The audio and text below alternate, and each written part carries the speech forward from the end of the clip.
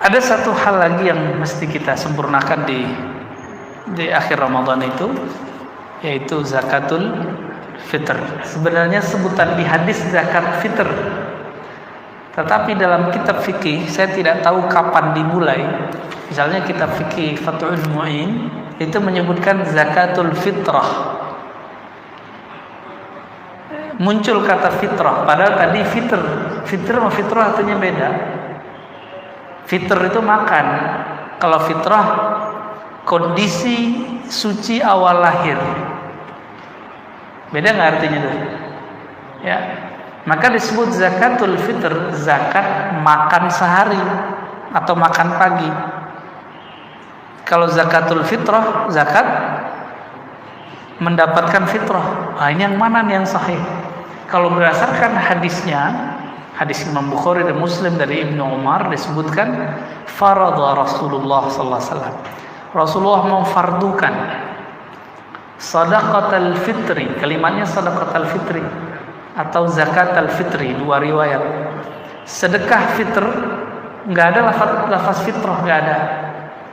Lafaznya fitri, enggak pakai ya, ya. Zakatul fitr, maka orang Arab bacanya fitr. Jadi itu kalimat pertama, Rasulullah memfardukan zakat fitr. Begitu di Sahih Bukhari dan Muslim. Lalu dikasih penjelasan oleh Rasulullah, sa'an minat tamri, satu sa' daripada kurma, atau satu sa' minas syair. Syair ini gandum. Orang sono dulu nggak makan beras, nggak makan nasi. Bapak juga nggak makan beras kan? Makan nasi, makan lontong, kebuli. Tadi makan kebuli ya? Nggak ngajak-ngajak kita ya. Baik. Dan itu fardu bagi orang yang hurran atau abdan, ya, baik yang merdeka atau budak, zakar atau unsa, laki atau perempuan, saghir ataupun kabir, kecil ataupun besar. Bapak Ibu yang melakukan Allah, jadi yang wajib itu sedekatul fitrnya. Fitr artinya makan. Makannya orang Indonesia sekarang sama nggak dengan orang di masa Rasulullah? Bagi kita kurma itu hidangan atau makanan, Pak? Makanan pokok, hidangan. Maka bolehkah kita sebut sedekah dengan atau zakat fitrah dengan tamar, dengan kurma di Indonesia itu nggak sah? Atau sah cuma kebanyakan? Yang mana yang benar nih? Lebih mahal atau lebih murah kalau pakai kurma? Lebih mahal. Seharusnya lebih sah ya. Cuma orang Indonesia nggak makan kurma, Pak, kecuali hidangan. Kita bertamu dihidangin kurma. Saya dulu waktu kecil nggak suka sama kurma. Waktu ada Bu Haji, Pak Haji pulang dikasih gede-gede, ada kurma mejol tuh dikasih. Kita langsung buang. Apaan nih makanan gitu? Pas sudah gede baru suka.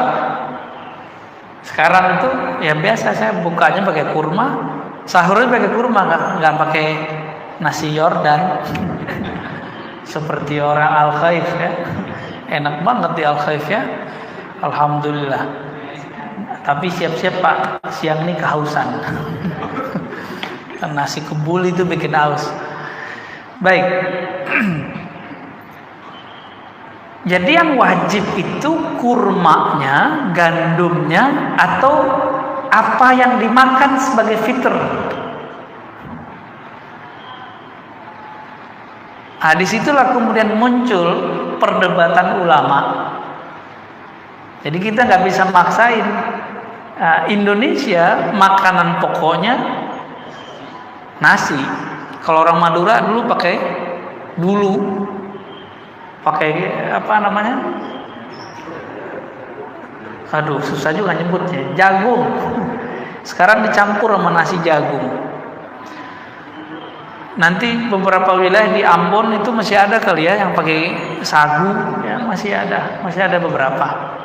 Nggak tahu sekarang masih jalan apa enggak. Sebenarnya ini bagus, tapi di giliran di zaman Orde Baru dirubah semuanya jadi beras. Maka hitungan cuma 10 tahun, 20 tahun Indonesia langsung menjadi pusat penyakit gula sedunia. Ya, beras itu gula aja Pak isinya itu, kecuali beras mandi ya. Ya, modus lagi tuh. Baik Bapak Ibu yang dimuliakan Allah, ikhwan akhwat fillah. Jadi kalimat hadis nabinya umum, lalu dikasih turunannya. Umumnya faradhan, Rasulullah memfardukan sadaqatul fitri, sedekah fitr. Berarti sedekah itu enggak semuanya sunat, ada sedekah yang wajib. Apa yang wajib? Sedekah fitr. Kita nyebutnya zakat fitrah. Jadi kalau kembali ke teks hadis Nabi, tidak ada istilah zakat fitrah. Yang ada zakatul fitr. Namun karena ilmu ini bukan hanya ilmu hadis, ada ilmu fikih. Orang ahli fikih membolehkan sebutan kata fitrah. Nah, gitu cara menggabungnya. Tapi kalau guru saya, Allah yarham, Kiai Ali Mustafa Yaqub, ahli hadis, Imam Besar Istiqlal yang lama, ya sudah wafat beliau ya. Beliau melarang menyebut istilah zakat fitrah. Dilarang keras sama beliau. Tapi ya mau gimana, ini beda tradisi emang. Kalau guru saya ini kan ahli hadis, dia menguatkan istilah ahli hadis. Sedangkan di dunia ini ada ahli hadis, ada ahli fikih. Ya, ahli fikih menyebutkan di kitab mereka zakat fitrah. Ya. Maka kemudian populerlah istilah zakat fitrah. Cuma jadi salah paham. Ada anak lahir di hari Lebaran dikasih nama fitrah. Harapannya kembali ke fitrah, ya boleh lah ya. Tapi kalau dikasih fitr kan lucu Pak. Anaknya berarti artinya apa? Makan, sarapan kan gitu. Nah, ini secara nama biar kita tidak kaku di istilah nama, ya. Karena ahli fikih, ahli hadis ini sering bertengkar Pak. Ini di masjid aja nih kalau ada kecenderungan ke ahli hadis aja, nggak memperhatikan ilmu fikih, bisa tengkar. Dan itu sering terjadi. Nah, sering terjadi.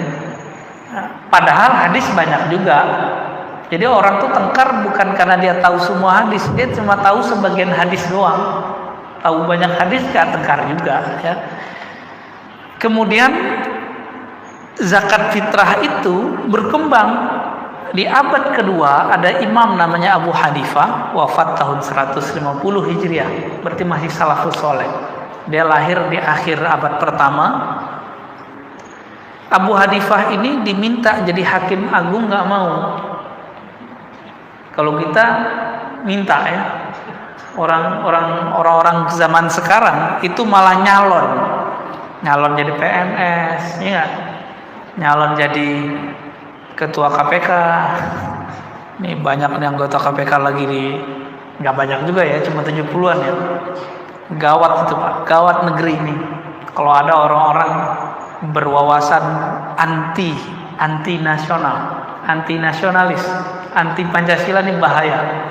Karena pikiran dia Pancasila berbeda bertentangan dengan Islam, ini berbahaya. Nah, ini lagi dibersihkan sama negara kita nih.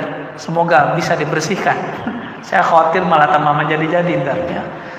Nah, kembalikan tadi,